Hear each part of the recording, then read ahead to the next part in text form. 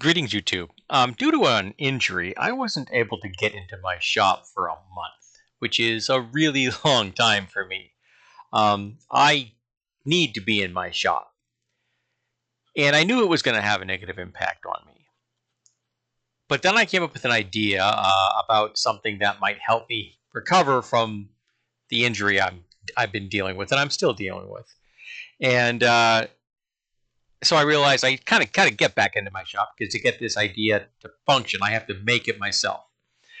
So I went down one Saturday morning, and my standard weekend, when I don't have any time off, like I'm not taking vacation days or something, is at the time of the filming, I am actually on vacation. My birthday's next week, so you've already seen my birthday video. I still haven't experienced my birthday.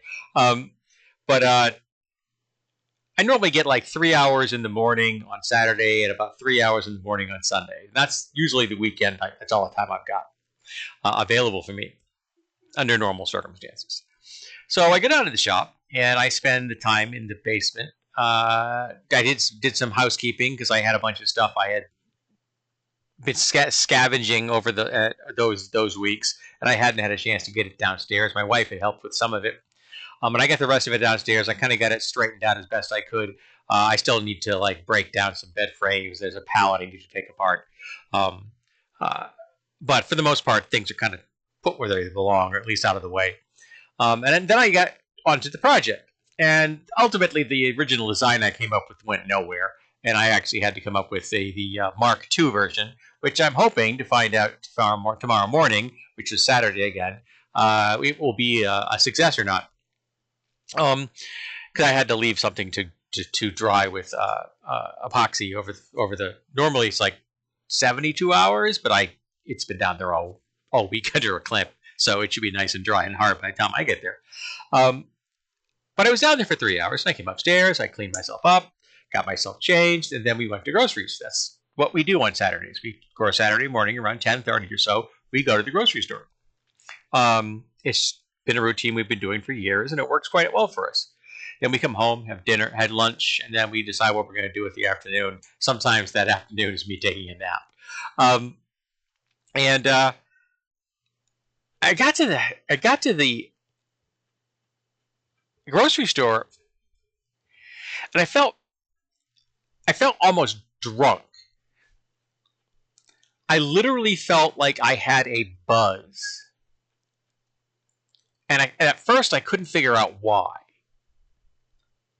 But then, as I thought about it, I realized that this is the first time in a month I've been in the shop. This is the first time I've been able to get my hands on things, been able to come up with a design, execute what I've come up with, solve problems, work around issues, find solutions, even if they are problems of my own making. And a lot of the time, a lot of things I'm making are completely and absolutely frivolous. I'm making arms and armor of the post-apocalyptic, aesthetic. These are things that are never going to be used by anybody for anything other than like cosplaying. But I still thrill and thrive on the problem creation, the problem solving for the things that I have created, the plans I've come up with. And I realized that experience, that 3 hours in the shop, had literally made me feel high. And it was a really good example of how important being in the shop is to me. It is absolutely vital to my mental well-being. It is a coping mechanism. It is a stress relief. It is a place where no one's telling me what to do. I'm not doing anything on anyone else's schedule but my own, even on the times I'm trying to solve a problem for someone else. And I've solved problems for my wife. There's a boom outside, right, on our porch for her weather station that she has. And I designed the boom, and I built the boom. And the boom has been in use ever since, and it's worked beautifully every day.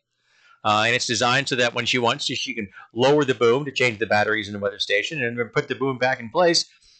And it's safe to do so. There at no point is anybody going to be in any danger because I've built it to be safe. And that planning, the 3D modeling in my own head.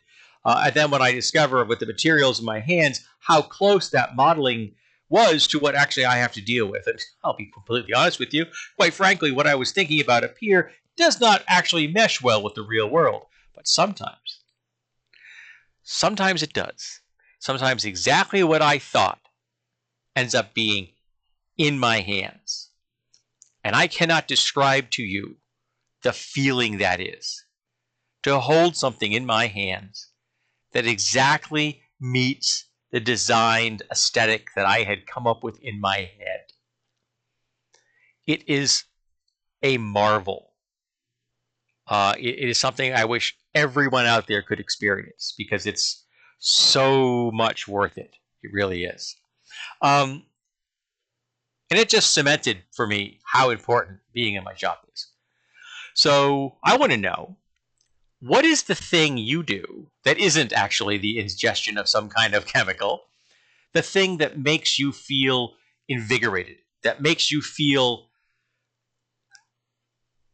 alive, that you thrive on it in a way that you don't thrive on anything else. What is that activity? What is that thing that you absolutely know that now at this point in your life, you need to do this to help you stay balanced, to help you stay mentally well? For me, it's getting in my shop, solving problems of my own making. What is it for you?